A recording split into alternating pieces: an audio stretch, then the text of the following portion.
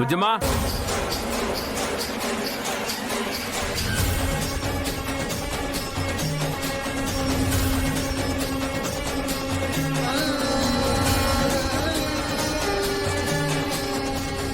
అమరేంద్ర నిన్ను పిలుచుచున్నాడు.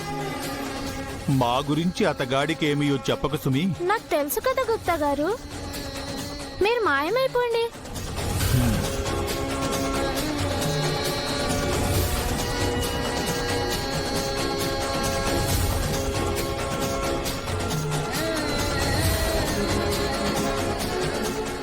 ఏంటి డాడీ?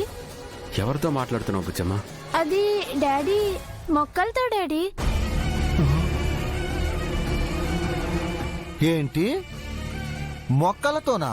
అవును రాథోడ్, వాటికి కూడా ప్రాణం ఉంటుందని మా మిస్ చెప్పింది. వాటితో మాట్లాడితే అవి హ్యాపీగా ఉంటాయి, మన మైండ్ కూడా రిలాక్స్ అవుతుంది. ఈ కొత్త అలవాటు ఎప్పటి నుంచి బుజ్జమ్మా? నాకు ఎప్పటి నుంచో ఈ అలవాటు ఉంది డాడీ, కాకపోతే మీరు ఇప్పుడు చూశారు. సరే, వెళ్ళి రెడీ అవ్వు. Okay daddy.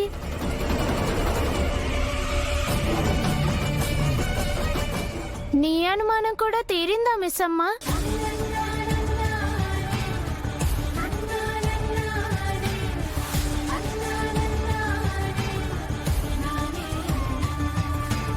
ఇంత చిన్న వయసులోనే తనకెంత మెచ్యూరిటీ ఉంది రాథోడ్.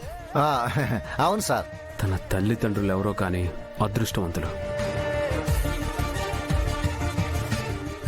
అవును సార్, నిజంగా బుజ్జమ్మ పేరెంట్స్ చాలా గొప్పవాళ్ళు. వాళ్ళెవరో కనిపెట్టాలి రాథోడ్, వాళ్ళని నేను చూడాలి.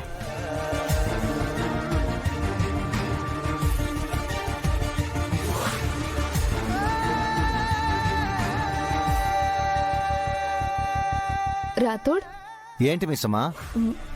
బుజ్జమ్మ ఎవరితో మాట్లాడుతోంది? మొక్కలతో అని చెప్పింది కదా మిస్సమ్మా. లేదు, తన పక్కన ఇంకెవరో ఉన్నారని నాకు అనిపిస్తుంది. ఎవరున్నారు? ఉంటే మనకు కనిపించేవాళ్ళు కదా. మన కళ్ళకు కనిపించిన వాళ్లతో ఎవరితోనైనా మాట్లాడుతూ ఉంటే? ఆ, ఏమంటున్నారు మిస్సమ్మా? అవును, అప్పట్లో ఎవరికీ కనిపించినక్క నాకు మాత్రమే కనిపించి మాట్లాడేది. అలా బుజ్జమ్మతో ఓ, అరుంధతి మేడం కనిపించి మాట్లాడుతుంది అనుకుంటున్నావా? బాలే వాళ్ళు మిస్సమ్మా. అరుంధతి మేడం అవతారం చాలించి మళ్ళీ బుజ్జమ్మగా పుట్టింది కదా. బుజ్జమ్మే అరుంధతి మేడం అయినప్పుడు మళ్ళీ బుజ్జమ్మతో అరుంధతి మేడం ఎలా మాట్లాడు?